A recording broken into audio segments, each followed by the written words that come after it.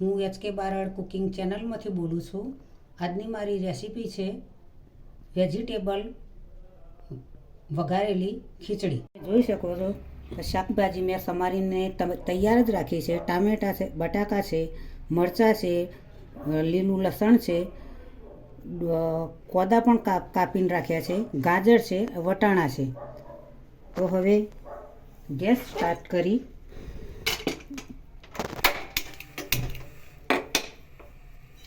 ખીચડી પણ મેં મૂકી દીધેલી છે. હવે તેમાં 2 ચમચી તેલ એડ કરી છે.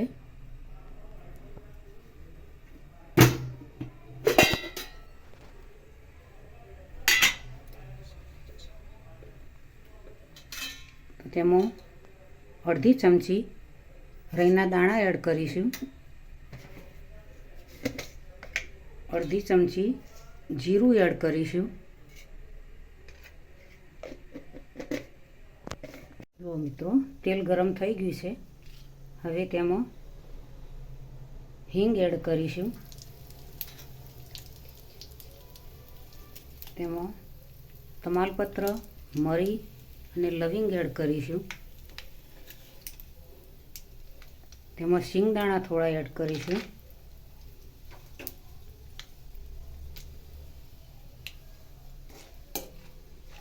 શિંગદાણા થોડા હલાવતા જઈએ, થોડા શેકાવા દઈશું.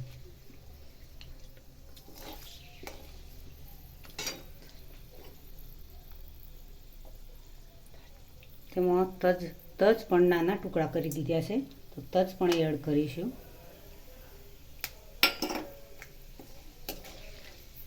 લીમડાના પત્તા એડ કરીશું. વટાણા એડ કરીએ.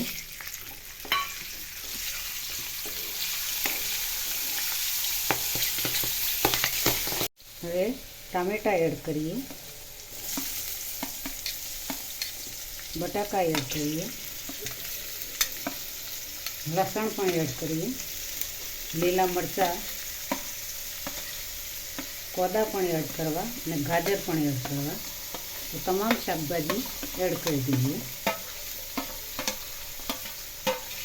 હવે ધીમે ધીમે સાતરતા જઈએ.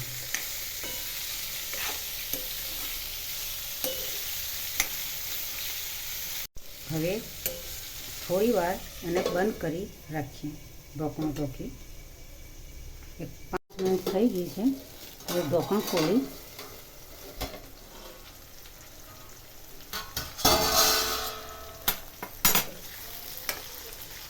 જુઓ તૈયાર થઈ ગયો છે શાકભાજી. તો હવે એને થોડું સાંતરીએ.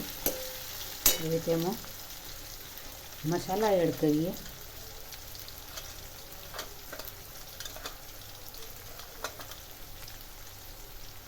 મરચું નાખીશું પહેલાં અડધી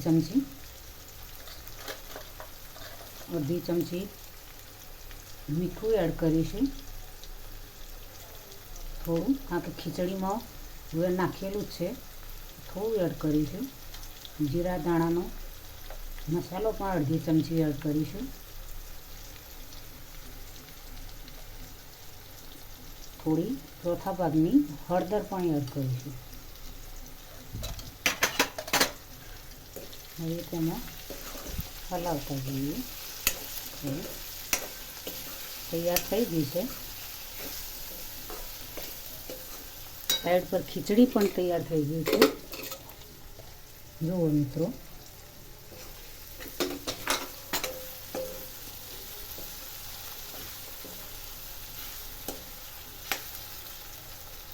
હવે ગેસ બંધ કરી તૈયાર થઈ ગયેલી શાકભાજી ખીચડી એમાં એડ કરીશું.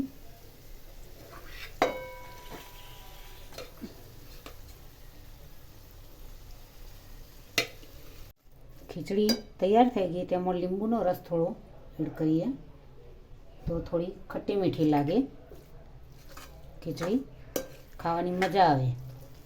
તો હવે નીચે ઉતારી પ્લેટમાં સર્વ કરીશું.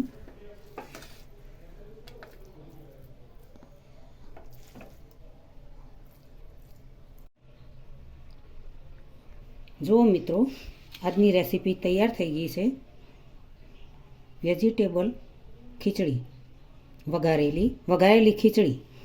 તો આ એક ગુજરાતીઓ માટે હળવો ખોરાક છે. પચવામાં પણ જલ્દીથી પચી જાય છે. નાના બાળકોથી મોટા સુધી પણ આ ખીચડી ખાઈ શકે છે. તો તમે આ રેસીપી મારી તમને ગમી હોય તો જોઈને તમે જરૂરથી બનાવજો, તો મને ખૂબ આનંદ થશે. અને મને HK બારડ કુકિંગ ચેનલને લાઈક કરજો, શેર કરજો, સબસ્ક્રાઈબ કરજો.